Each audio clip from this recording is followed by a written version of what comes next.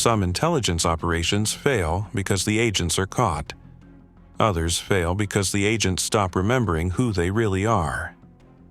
In Beirut during the 1990s, Mossad prepared a man for a mission so psychologically dangerous that his handlers eventually stopped asking whether his cover would survive. They started asking whether the man beneath it still existed at all.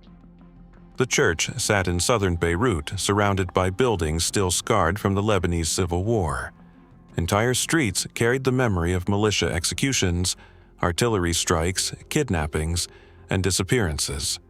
Yet, every week, despite the tension gripping the district, black sedans arrived near the church after midnight. The drivers never entered together. The passengers never used the front entrance, and nobody in the neighborhood asked questions. Israeli surveillance teams first noticed the pattern through aerial imagery collected over several months. Vehicles connected to suspected Hezbollah logistics officers kept appearing near the church shortly before attacks in southern Lebanon. The same faces never appeared twice. The routes constantly changed, but the church remained constant. At first, Israeli analysts believed it was coincidence. Then, a roadside ambush near Nabatea killed 3 Israeli soldiers less than 48 hours after one of those meetings. 2 weeks later, another vehicle linked to the church appeared before a failed missile transfer near the Bekaa Valley. Then another before a bombing attempt targeting an Israeli patrol corridor. By the 4th incident, the pattern became impossible to ignore. Inside Israeli intelligence headquarters, analysts pinned photographs of the church across a wall already covered with Hezbollah command structures, militia finance routes, and communication intercepts. But no intercepted calls referenced the location directly. No informants understood its purpose. No surveillance device placed nearby survived longer than 3 days. Someone around the church was actively hunting infiltration attempts, and Hezbollah's internal security division had become terrifyingly effective at exactly that. By the early 1990s, Hezbollah no longer operated like a loose militia. Years of war had transformed it into a layered underground network built on compartmentalization and suspicion. Drivers rarely knew destinations. Couriers knew only fragments. Meetings moved constantly. Entire operations were sometimes approved verbally with no written records at all. The organization trusted almost nobody outside bloodlines or combat history. Foreigners disappeared quickly. Informants disappeared slower. That difference mattered, because disappearing slowly meant Hezbollah often used suspected spies before killing them. They fed them controlled information, false routes, fake schedules, manufactured operations designed to expose larger intelligence networks behind them. Israeli intelligence had already lost multiple sources that way. One disappeared after reporting a weapons transfer that never existed. Another delivered meeting coordinates that led Israeli forces directly into an empty building rigged with explosives. Each failure deepened paranoia inside Mossad's Lebanon division. Now, they faced a possibility more dangerous than having no informants at all. What if Hezbollah already understood exactly how Israeli infiltration methods worked? That question changed the operation completely. Satellite surveillance could track movement, but not conversations. Signals intelligence could intercept fragments, but not intentions. Human sources kept collapsing under counterintelligence pressure, which meant if the church truly mattered, there were only 2 options left: abandon the target entirely, or place someone physically inside the environment long enough to understand what was happening beneath the surface. Not an assassin, not a soldier, someone capable of disappearing socially instead of physically.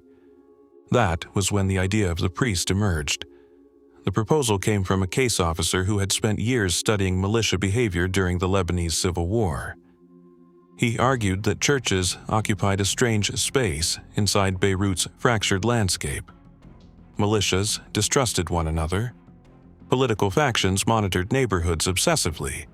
But religious institutions still retained limited freedom of movement because civilians depended on them during wartime. Food distribution, funeral services, medical aid, displacement shelters. Religious figures heard conversations others never could. And more importantly, people often spoke openly around clergy because they assumed priests existed outside the logic of espionage. The proposal sounded reckless even inside Mossad. One senior officer reportedly rejected it immediately. Not because the cover was impossible, because it was too intimate. Most undercover operations relied on distance. Fake businessmen could travel frequently. Fake journalists could ask intrusive questions naturally. Fake aid workers could rotate assignments after several months. A priest had to belong somewhere. People remembered priests. People trusted them. And once civilians emotionally attached themselves to a religious figure, every lie became heavier to maintain. But the church remained inaccessible through every other method. So the operation moved forward. The operative selected for the assignment was a 40-year-old field officer known internally as Daniel Baram. He was not famous inside Mossad, not considered brilliant, not known for aggressive operations. What made him valuable was something harder to measure. He could live inside routine without drawing attention. Psychological evaluators described him as emotionally disciplined to an unusual degree. During surveillance exercises, he rarely improvised unnecessarily. During interrogations, he could repeat false narratives for hours without adding decorative details. He understood that convincing lies often sounded incomplete, but there was another reason he was selected. Daniel had spent part of his childhood around religious communities in northern Israel because his mother worked in restoration projects involving old churches. He understood ceremonial behavior instinctively, even though he was not religious himself. That detail mattered more than language training, because Beirut was filled with men who spoke Arabic fluently. Far fewer understood how clergy behaved when nobody was watching.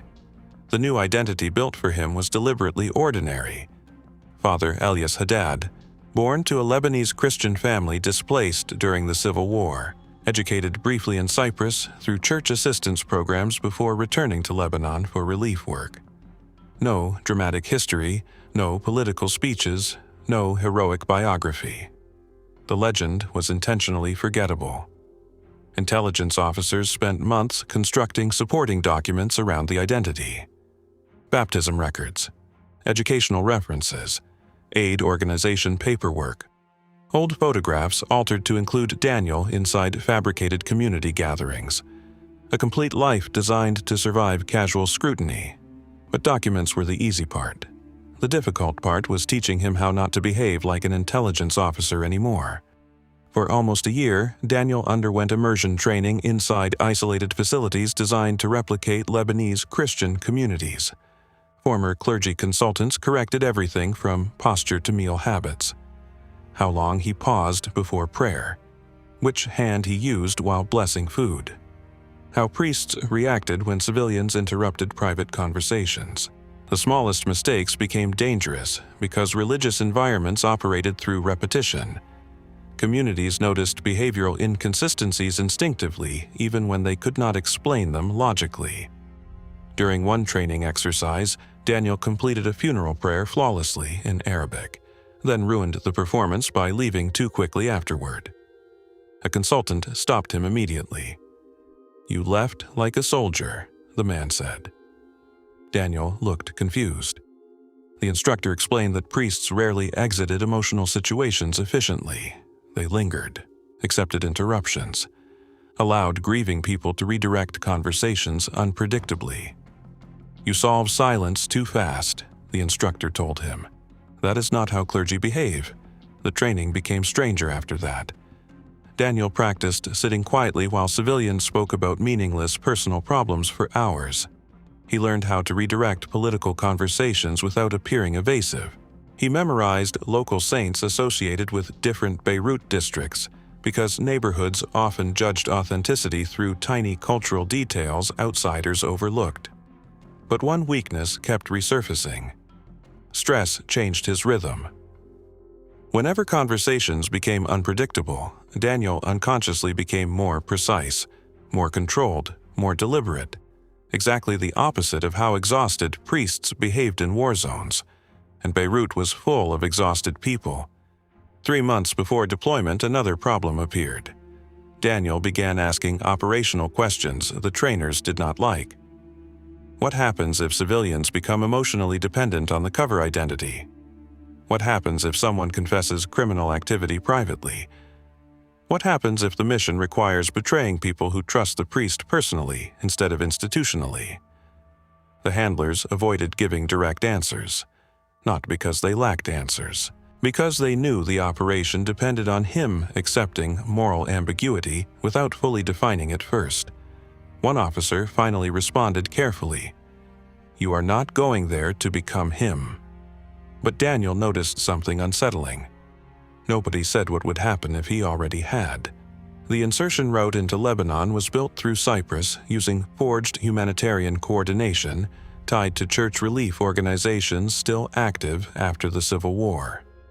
Daniel traveled with legitimate aid workers who believed he was exactly who his documents claimed. That detail was intentional. Mossad wanted the cover validated organically through real civilian interaction rather than artificial intelligence staging. If questioned later, the aid workers would truthfully confirm they had traveled with Father Elias Haddad, because as far as they knew, they had. The church assignment itself seemed minor at first. A temporary placement assisting overwhelmed clergy near southern Beirut. The neighborhood sat close enough to Hezbollah-controlled districts to attract suspicion, but not close enough to guarantee surveillance every hour, which made it perfect and dangerous. Because the mission required Daniel to exist near Hezbollah activity without ever appearing curious about it. His objective was not infiltration through access, it was infiltration through invisibility. The first time Daniel entered the church courtyard, he noticed 2 things immediately. The walls had been repaired recently after nearby fighting, and several men standing near the entrance watched newcomers without ever acknowledging they were watching. Not church staff, not civilians, security. Daniel greeted them casually and continued inside carrying relief documents under his arm. He did not look back.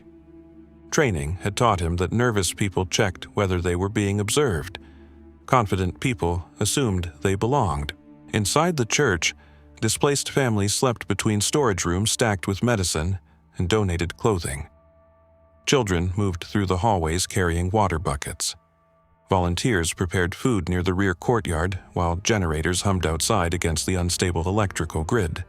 Chaos helped cover identities, but chaos also hid surveillance. That night, Daniel unpacked his belongings in a small upstairs room overlooking the street. At midnight, he heard engines outside, not one vehicle, several. Doors opened below.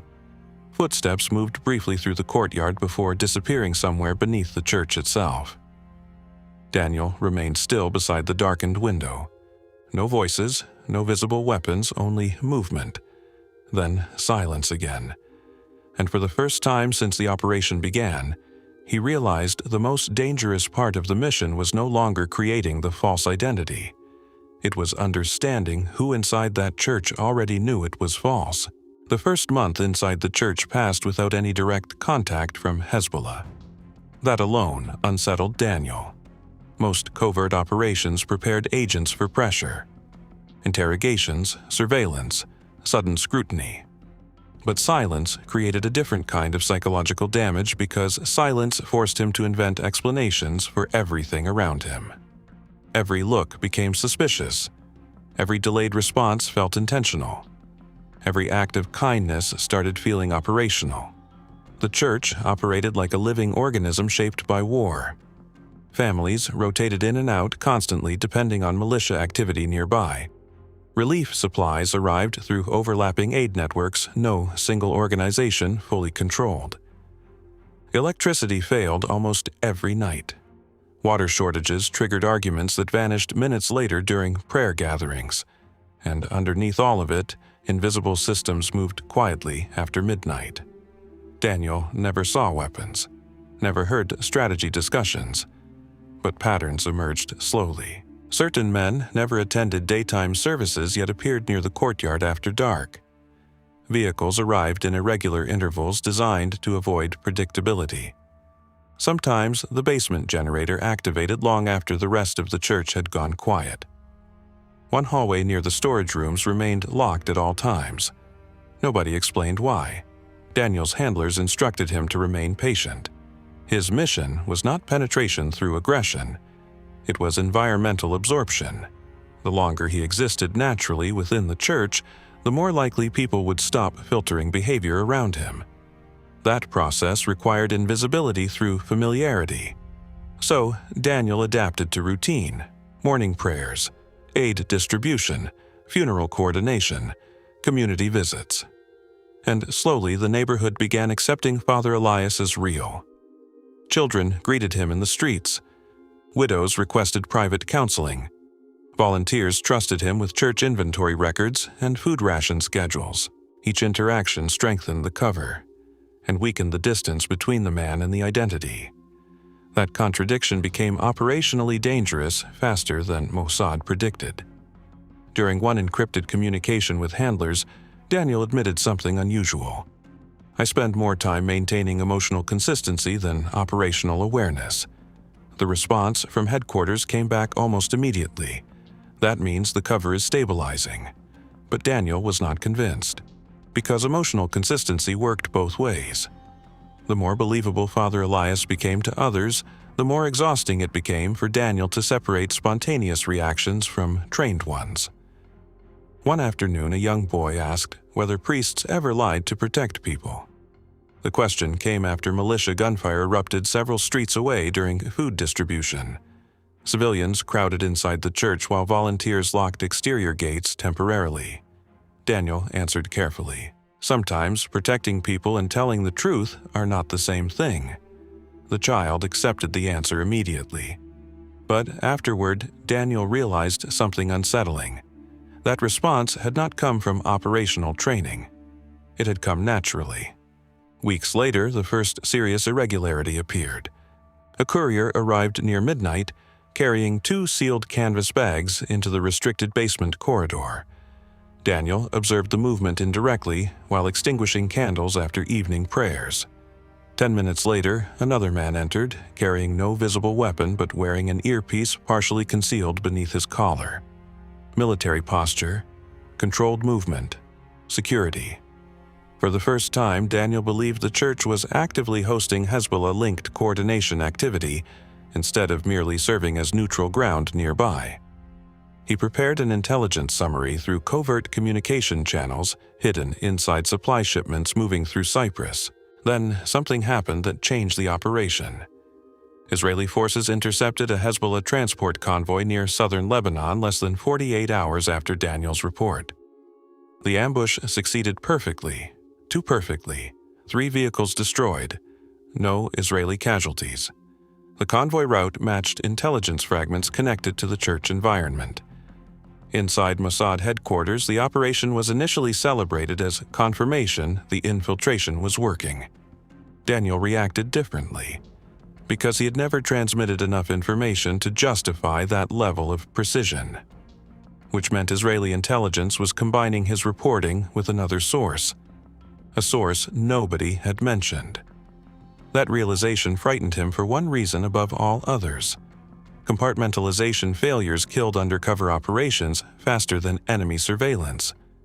If multiple infiltration streams targeted the same network unknowingly, patterns eventually overlapped, and Hezbollah's counterintelligence division specialized in pattern recognition. Daniel requested clarification through secure channels. The response came hours later. Continue mission. Do not speculate about parallel assets. The wording bothered him immediately. Not denial, deflection. For the first time since entering Beirut, Daniel began suspecting his handlers were withholding operational context from him intentionally. Then came the woman named Mireille. She taught literature classes at a nearby school damaged during the Civil War, and volunteered at the church twice weekly organizing displaced children into study groups. Unlike most civilians around the church, she did not treat Father Elias with automatic reverence. She observed him, quietly, not hostile, careful. The first conversation that unsettled Daniel happened during a power outage while volunteers distributed candles through the main hall. Mireille asked where he learned his Arabic. "Cyprus," Daniel answered smoothly. She nodded, but kept looking at him. "Your vocabulary sounds Lebanese," she said, "but your pauses don't." Daniel smiled lightly. Too much travel. Most people would have accepted that. She did not challenge the answer, but she also did not stop studying him. After that conversation, Daniel became hyper-aware around her without understanding why. She asked unpredictable questions about ordinary things, childhood memories, regional customs, church festivals from villages Daniel's fabricated identity claimed to know. Not enough to expose him, enough to disrupt rhythm, and disruption created mistakes. One evening, during dinner preparation, she mentioned a church celebration traditionally held in a coastal town included in Daniel's background story. Without thinking, he described the wrong seasonal procession. The error lasted maybe 2 seconds, but he saw her notice it instantly. She said nothing afterward. That silence stayed with him longer than confrontation would have, because trained interrogators searched for information directly. Ordinary people noticed inconsistencies emotionally, and emotional suspicion was harder to predict. Daniel reported the interaction to handlers during the next covert transmission window. The response from headquarters was colder this time. Limit unnecessary contact. He stared at the message for several seconds. Unnecessary contact? The operation depended entirely on relationship integration. Priests could not function socially through avoidance without appearing abnormal. Reducing interactions suddenly would create more suspicion, not less. For the first time, Daniel wondered whether his handlers understood the environment anymore, or were simply reacting from distance. Then, the church itself changed. The midnight activity became more organized. Additional guards appeared near side entrances pretending to supervise aid deliveries. Certain basement corridors remained occupied for hours at a time. Once, while carrying medical inventory downstairs, Daniel heard voices behind a reinforced interior door, speaking in coded fragments referencing border sectors and timing windows. Not prayers, not civilian logistics, operational language.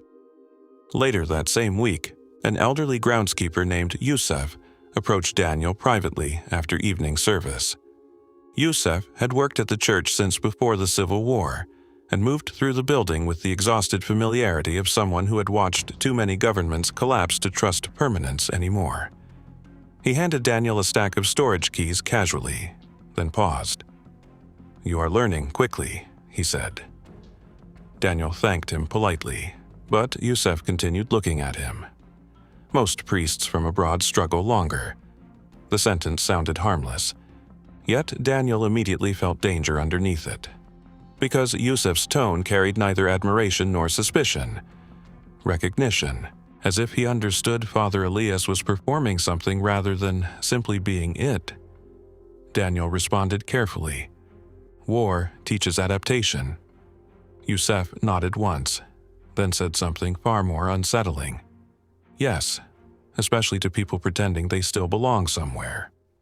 Afterward, he walked away before Daniel could respond. That conversation marked the beginning of internal fracture inside the operation. For weeks afterward, Daniel became increasingly uncertain who around him suspected the truth, who merely sensed inconsistency, and who might already be reporting concerns elsewhere. The paranoia affected performance. He began over-monitoring conversations, overthinking body language. Once he repeated a prayer line incorrectly because he was distracted watching 2 unfamiliar men near the rear entrance. Another time he forgot part of a fabricated childhood anecdote he had used earlier with volunteers. Tiny mistakes, but deep cover operations rarely collapsed through dramatic exposure. They collapsed through accumulation. Then came the message that nearly ended the mission. A covert communication arrived from Mossad headquarters marked with elevated urgency, possible compromise indicators increasing. Counterintelligence review recommended. Prepare contingency extraction protocols. Daniel read the message twice, then again. Extraction consideration this early meant headquarters believed Hezbollah might already suspect penetration somewhere inside the network. Not necessarily him, but enough operational instability existed to trigger abort discussions. Hours later, he transmitted his first direct disagreement with handlers since deployment. Mission environment stabilizing locally. No direct compromise evidence.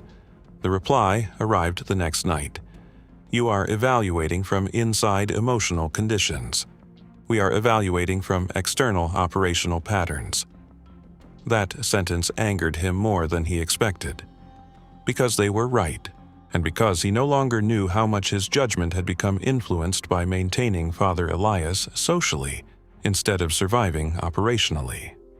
The fracture deepened after Mireille confronted him unexpectedly outside the church courtyard one evening. She asked if he ever planned to leave Beirut. Daniel answered cautiously. Eventually, she studied him silently before responding. You talk like someone waiting for permission to disappear. The remark landed harder than she intended, because underneath the cover identity, that was exactly what he was doing. And suddenly, Daniel realized something dangerous. The people around him were beginning to understand Father Elias psychologically, even while knowing almost nothing factual about him, which meant emotional exposure might happen before operational exposure.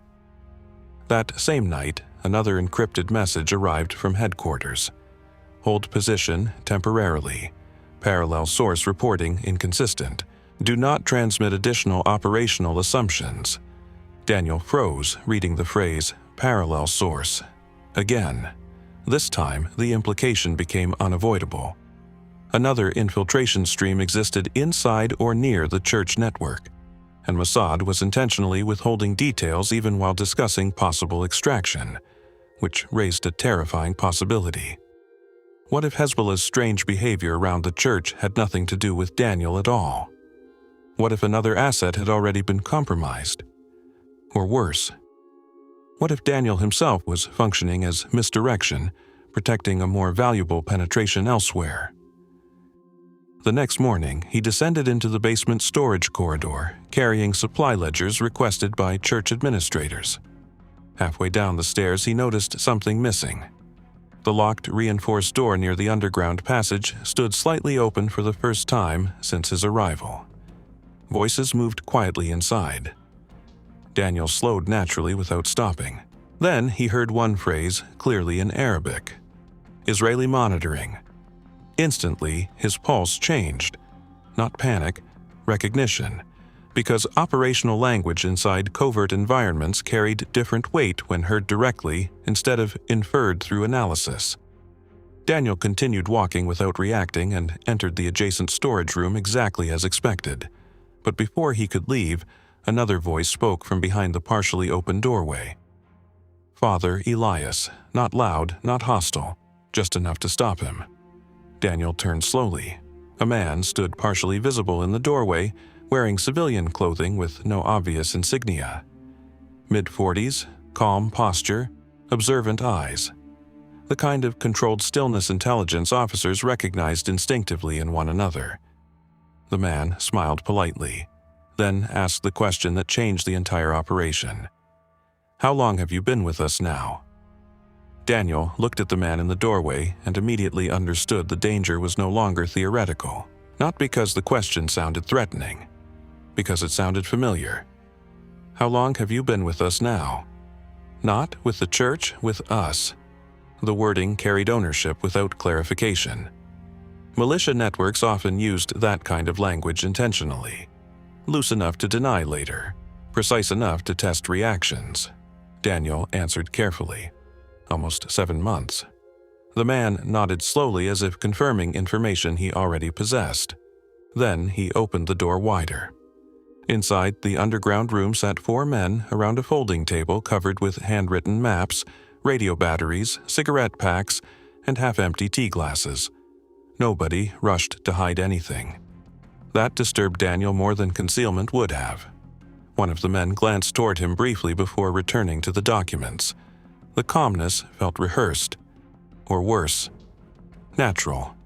The man at the doorway smiled politely. "We may need the basement hall cleared later tonight, Father." Daniel nodded once. "Of course." Then he walked away without changing pace. Only after reaching the upper corridor did he realize something operationally catastrophic. Nobody inside the room had acted surprised to see him. For months, Daniel had assumed the church activity depended on avoiding attention from clergy and volunteers. But these men had allowed him to see enough to recognize operational coordination openly. That changed the entire logic of the mission. Either they trusted Father Elias completely, or they already understood exactly who he was. Back inside his room, Daniel replayed the interaction repeatedly, searching for mistakes. Did he pause too long? React incorrectly? Show recognition toward the maps? He could not tell anymore. The longer deep cover operations lasted, the harder it became to distinguish real danger from accumulated paranoia. Mossad psychologists warned operatives about that stage specifically. Once uncertainty became constant, the mind started inventing patterns simply to restore predictability. But one detail kept bothering him. The maps on the table had not been concealed. That violated every security pattern Hezbollah normally followed. The organization compartmentalized obsessively. Even trusted operatives rarely viewed complete logistical layouts openly, unless the room itself was already controlled or baited. Daniel transmitted an emergency summary through covert channels just before dawn. Possible deliberate exposure. Operational discipline inconsistent with known Hezbollah behavior. Recommend reassessment of entire target structure. The response from headquarters arrived hours later. Do not disengage, continue observation. Parallel indicators suggest operational acceleration imminent. Again, the same phrase.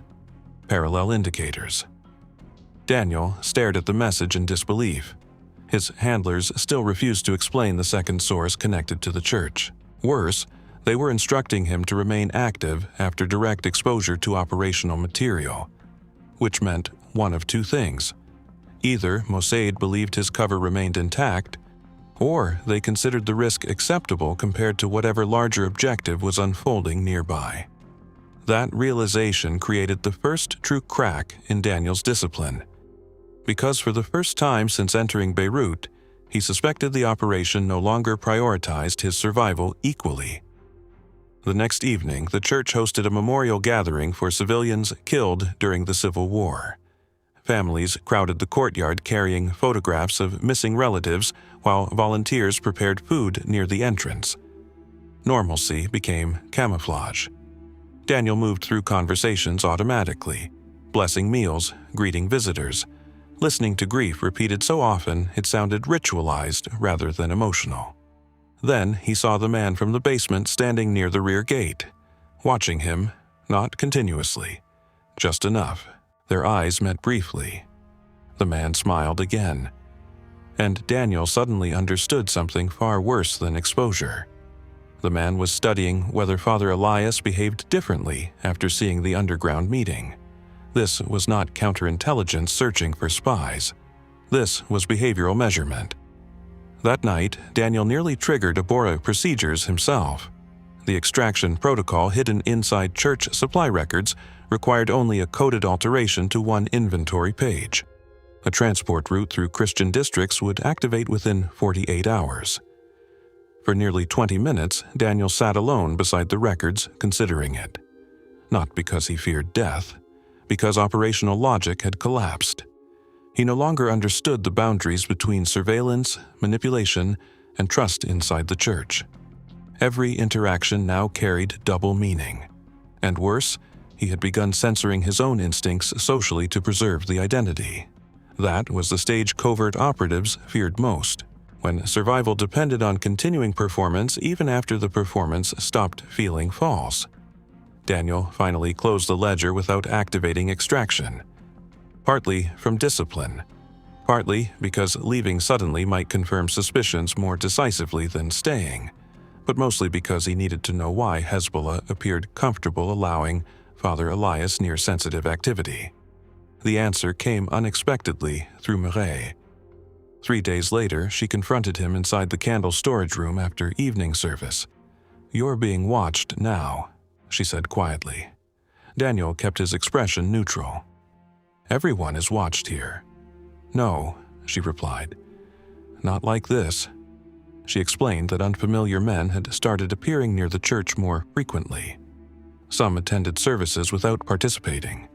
Others questioned volunteers casually about routines, schedules, staffing changes. Then she said something that froze him completely.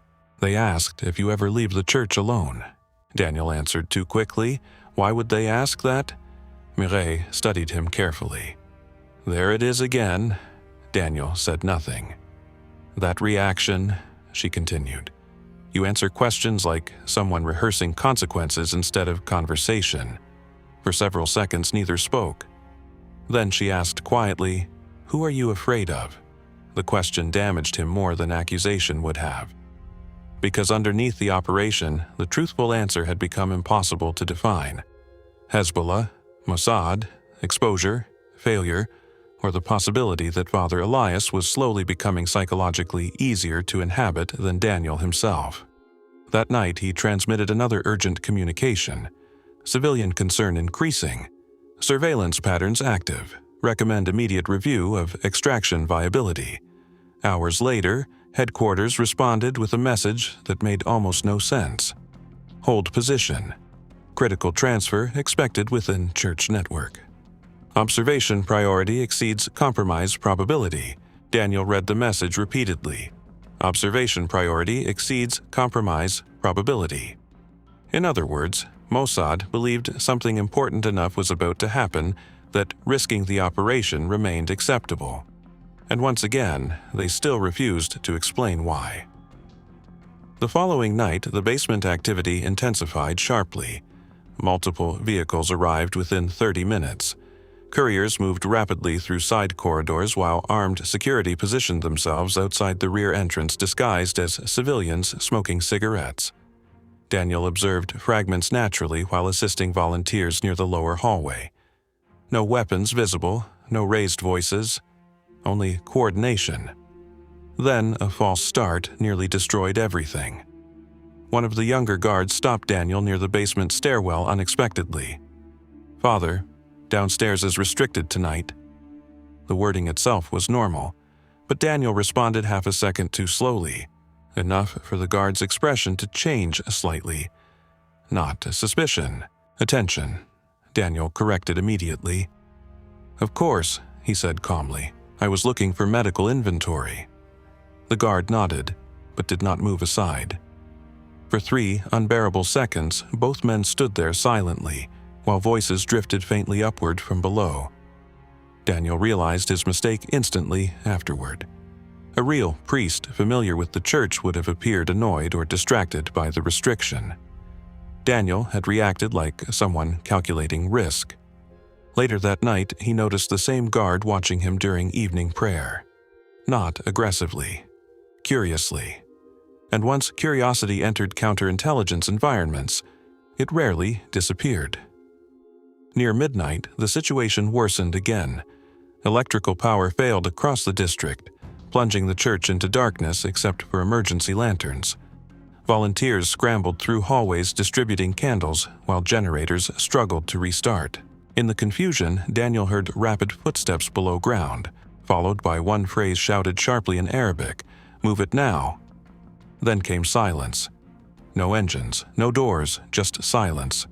Moments later, the man from the basement emerged, carrying nothing visible beneath a raincoat despite dry weather outside. 2 others followed separately several minutes later. Daniel assumed immediately the critical transfer mentioned by Mossad was happening in real time. Weapons, operational funds, senior personnel movement. Something important enough to justify maintaining the compromised operation. And because of that assumption, he made the most dangerous decision of the mission. He followed. Not directly, not recklessly, but enough. The men exited through the rear courtyard and disappeared into neighboring streets darkened by the blackout. Daniel waited nearly 2 minutes before moving separately through an adjacent alley under the pretense of checking nearby families during the outage. For several blocks the trail held, then suddenly vanished. no vehicles, no couriers, nothing. Daniel slowed near a damaged apartment building, trying to regain visual contact when a voice spoke calmly behind him. Father Elias. Every muscle locked instantly. He turned slowly. The same basement operative stood beneath a flickering emergency light, watching him with unreadable calm. "You should not walk alone during outages," the man said. Daniel forced a small smile. "I was checking on residents." The operative nodded once, then stepped closer. Close enough now for Daniel to smell cigarette smoke and rain residue on his coat despite the dry air. "You are dedicated to your responsibilities," the man said quietly. Again, the phrasing carried layered meaning. Not accusation. Assessment. Then the operative glanced briefly toward the street Daniel had been attempting to monitor. And for the first time, Daniel realized something horrifying. There may never have been a transfer at all. The movement, the blackout timing, the visible coordination. It could all have been constructed to observe who reacted. A live counterintelligence filter disguised as operational activity. The operative looked back at him calmly. "You seem tired, Father," Daniel answered carefully. "Everyone here is tired." For a moment, the man simply watched him. Then, unexpectedly, he smiled and stepped aside. "You should return to the church." And just like that, the tension broke. No arrest, no confrontation, no exposure. The release felt so sudden, it almost disoriented him. Back inside the church, Daniel experienced something more dangerous than fear: relief. Temporary relief after prolonged stress often caused operatives to relax at exactly the wrong moment. Training warned about it repeatedly. Human beings could not sustain maximum psychological tension indefinitely. Eventually, the mind mistook survival for safety. And for several hours, Daniel did exactly that. He convinced himself the interaction had been a warning rather than confirmation. Maybe Hezbollah still suspected nothing concrete. Maybe the operative simply viewed him as an overly curious priest. Maybe the mission remained salvageable. Then, just before dawn, he discovered his room had been entered again. This time, nothing was moved, nothing disturbed, except one object. His prayer book sat open on the desk. Folded neatly inside was a single blank piece of paper. No threat, no message, nothing written at all, which meant the meaning was psychological instead of informational. "We can enter your space whenever we want." And suddenly, Daniel understood the most dangerous possibility of all. Hezbollah might not be trying to expose him yet. They might be trying to watch who he contacted next. The order to terminate the operation arrived less than 12 hours after Daniel found the blank paper inside his room. No explanation, no debate, just a short encrypted instruction hidden inside routine aid shipment confirmations. Prepare immediate disengagement. Assume surveillance continuity. Do not initiate emergency protocols unless directly intercepted. Daniel read the message 3 times while church bells echoed faintly through the courtyard below. Volunteers moved tables for morning food distribution. Children chased one another between cracked stone pillars.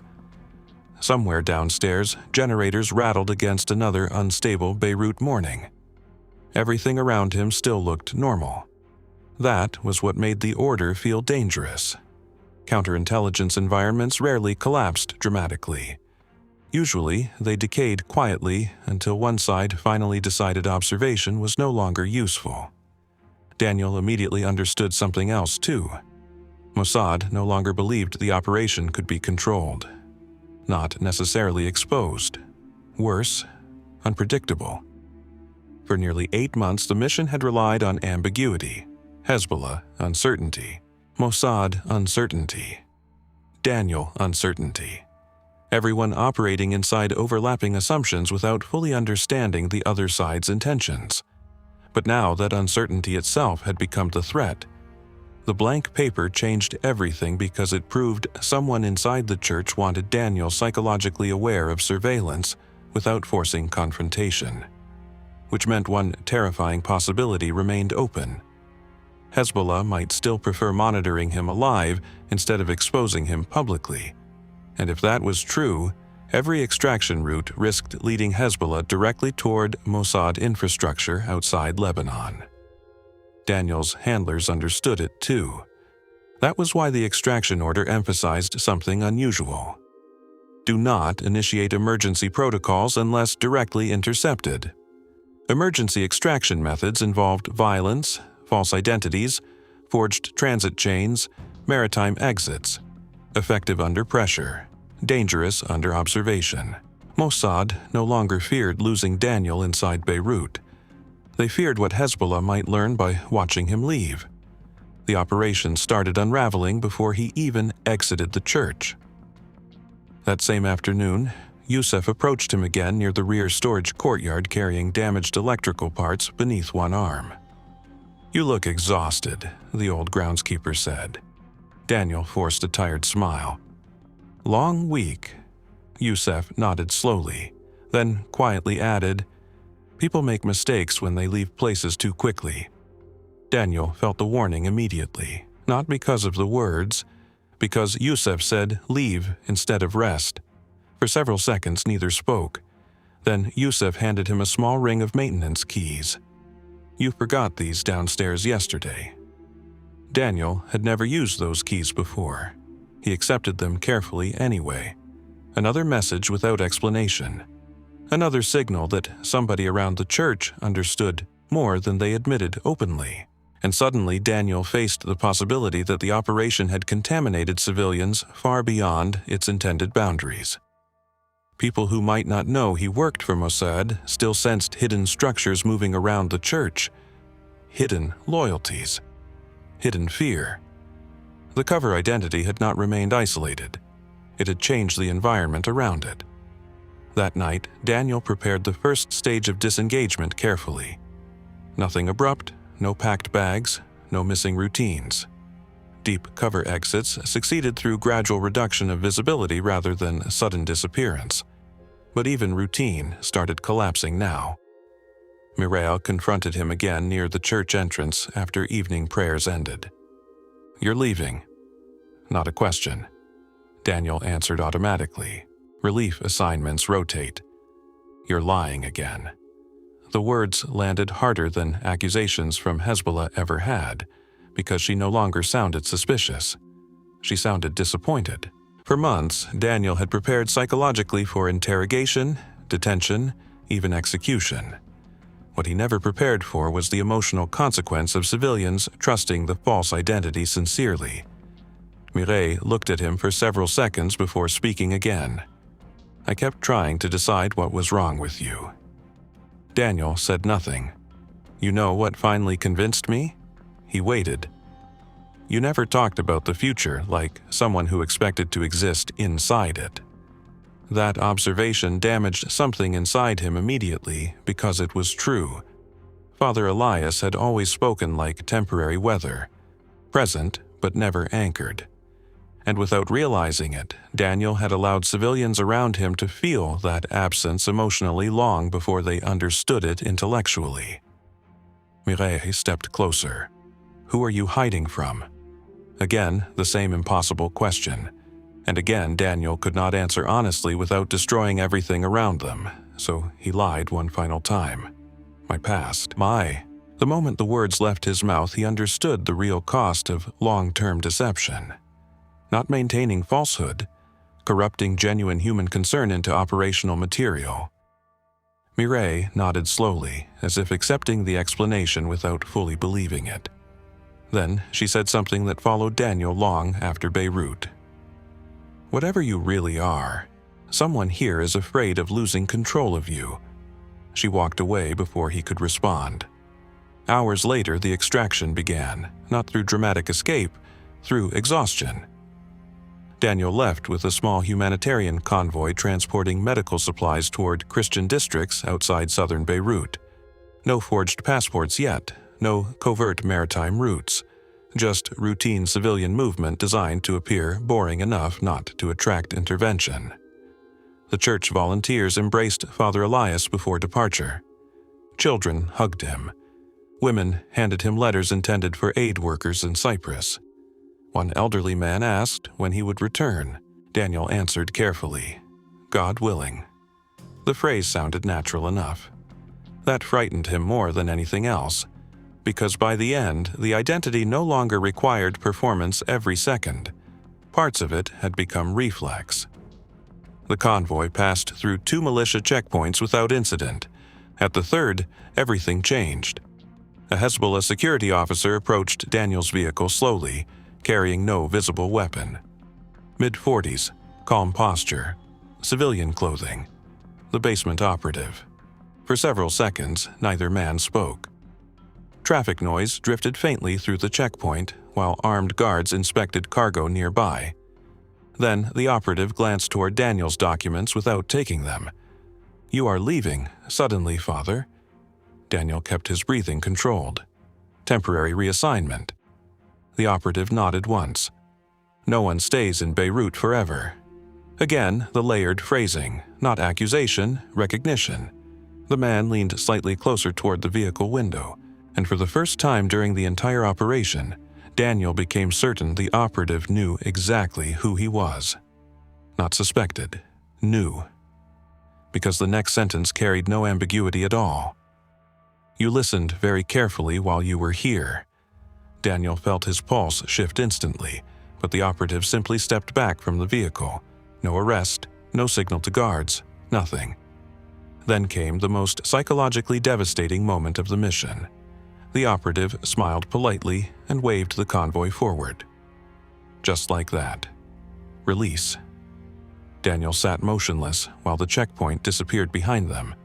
No pursuit, no detention, no exposure. And because there was no clear ending, uncertainty followed him out of Beirut like a second identity. Inside Mossad headquarters, the operation triggered immediate internal conflict. Some officers classified it as a strategic success. Israeli intelligence had confirmed the church functioned as a Hezbollah coordination site. Movement patterns linked to the operation later supported multiple surveillance assessments across southern Lebanon. But others inside Mossad argued the mission had failed in more dangerous ways. Because Hezbollah's behavior suggested they may have identified the infiltration before extraction occurred, and if Hezbollah knowingly permitted the operation to continue, then everything Daniel observed became contaminated by uncertainty. Which information was real? Which movements were staged? Which meetings were operational and which were theater designed for observation? The deeper analysts reviewed the mission, the worse the ambiguity became. Especially after parallel intelligence streams started collapsing weeks later. One informant disappeared near Tyre. Another communication channel inside Beirut went silent permanently. Then Hezbollah abruptly altered several logistics procedures connected to religious districts and humanitarian routes. Too quickly, too precisely, as if they had spent months studying how infiltration traveled through civilian environments. Inside Mossad, quiet blame began spreading. Some argued Daniel should have been extracted earlier after the first signs of behavioral exposure. Others argued the mission should never have used religious identity cover at all, because civilian emotional integration made operational withdrawal psychologically unstable. And privately, a few officers feared something even worse: that Hezbollah intentionally allowed the operation to survive long enough to study Mossad's methods in return. The institution never publicly classified the mission as compromised. But afterward, multiple operational protocols changed quietly. Religious covers became heavily restricted. Civilian humanitarian legends faced new approval barriers. Psychological evaluations for deep cover officers expanded dramatically after internal reviewers concluded Daniel had crossed dangerous emotional thresholds while maintaining Father Elias socially. Daniel himself disappeared from field operations almost entirely afterward. Officially, he remained with Mossad in administrative capacities for several years. Unofficially, colleagues noticed changes immediately. He avoided extended undercover assignments, refused church-related operational planning. Once, during a debriefing involving Lebanese religious infrastructure, Another officer casually referred to Father Elias as the character. Daniel reportedly interrupted him sharply. He wasn't a character. Silence followed, because everyone in the room understood what he meant. Long-term deep cover worked precisely because false identities stopped feeling completely false. They absorbed routines, relationships, moral compromises, emotional residue, and sometimes the people damaged most by those identities were not targets, but civilians who treated them as real. Years later, fragments of the operation still circulated quietly through Beirut neighborhoods. Stories about a priest who arrived during the war and disappeared suddenly after unknown men began visiting the church basement at night. Some claimed he worked for foreign intelligence. Others insisted he was simply caught between militias. Nobody knew for certain. Mireille reportedly never spoke publicly about him again. Youssef disappeared from church records entirely within 2 years. And somewhere inside classified Mossad archives, the operation remained unresolved for one reason above all others. Nobody could ever fully determine whether Hezbollah failed to catch the spy, or deliberately chose not to. Because in intelligence work, the most dangerous operations are not always the ones that collapse. Sometimes the worst ones are the missions both sides quietly allow to continue. If you want more stories about covert operations built on deception, infiltration, and psychological pressure rather than action alone, subscribe to Hidden Ops.